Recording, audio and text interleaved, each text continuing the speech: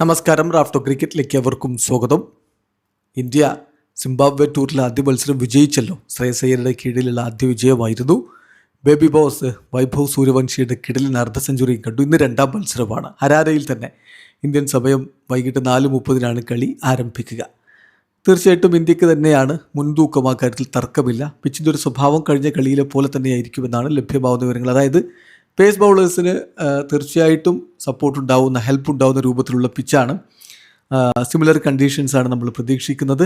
Weather should be clear, temperature hovering around 20°C എന്നാണ് ലഭ്യമാവുന്ന വിവരങ്ങൾ.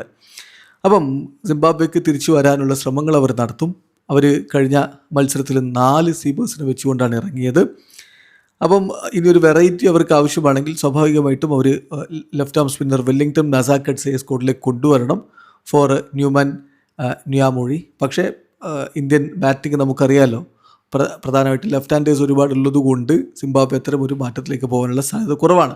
സിംബാബ്വെയുടെ ഒരു പ്രോബബിൾ 11 നോക്കിയാൽ ഇങ്ങനെയാണ്: Brian Bennett, Ben Curran, Dion Myers, Sikandar Raza, Ryan Burl, അതുപോലെ Wesley Madhevere, Tadiwanashe Marumani, Brad Evans, Newman Nyamhuri അല്ലെങ്കിൽ Wellington Masakadza വരാനുള്ള സാധ്യതയുണ്ട്. Then Richard Ngarava, Blessing Muzarabani.